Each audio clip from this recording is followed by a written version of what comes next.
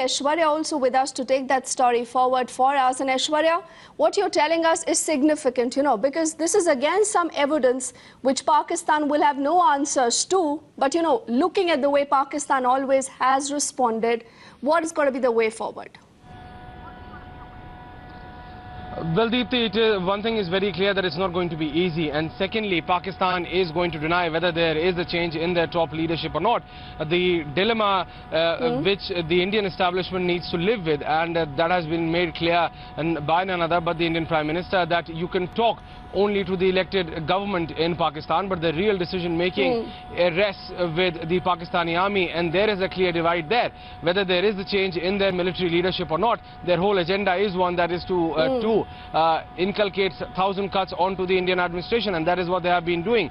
So this is something which the Indian government needs to get ready for, but at the end of the day, this is what it is being seen as the fourth attack within the last 6 months onto the Indian army establishments, whether it was the first Pathankot attack, Uri, and then this. So very clearly things are not the way the Indian establishment would have wanted, though we have just heard DG BSF stating very clearly that he would not allow any infiltration, but at the same point of time there has been an 18-meter long 2 by 2 feet wide new inroad or a mine which has been detected by the BSF. And what we are being told by our sources, that not only those 3 who were killed, that new route was being used for the last fortnight. So very clearly there are still loopholes, and this is something which the Indian establishment and then the Indian intelligence agencies need to look into.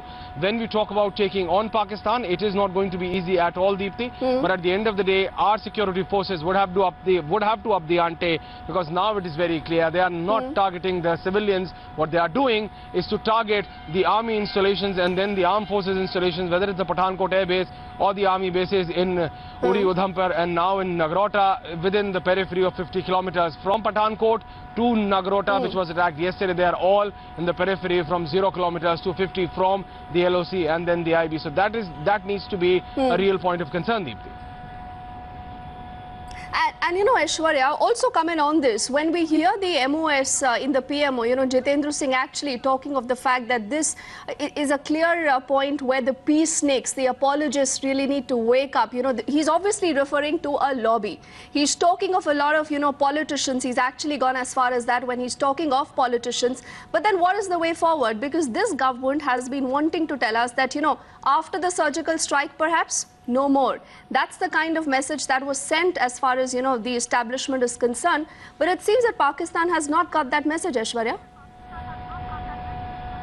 Well, that's true, Deepthi, but at the end of the day, we would have to deal with it, and we would have to seal our borders far more. Whether it's the BSF or the Indian Army, first and foremost, we need to seal our borders. Secondly, we need to keep our army installations safe. This is a whole chalked out strategy which is being applied by the Pakistani terrorists. We need to understand that there are 3 power centers within Pakistan. One is the elected government, which is rather, in a way, completely isolated in this. Then you have the Pakistani army, the ISI, that is the intelligence wing, and then the terrorists. It is a known fact that the ISI, the Pakistani army, and then Jaish-e-Mohammed, and then agencies such as Lashkar-e-Taiba have been working in close coordination, and this is something which is creating trouble. We need to first and foremost seal our borders, and then to seal our strategical installations, whether we talk about the army bases. The second, if sources are to be believed, there is a clear input alert that these are not the army bases, even the air bases where we have our first level of attack choppers, all of those are on target. And this is there in the intelligence report. But what is being done? So there needs to be a far more proactive approach towards it. We need to seal the first parameters of these bases. If we go into the details, even in Nagrota air base, the first periphery, it is bounded by walls on 3, but on one side it's still barbed wire. So very clearly, all of these details need to be looked into in far more detail, and then we need to secure them.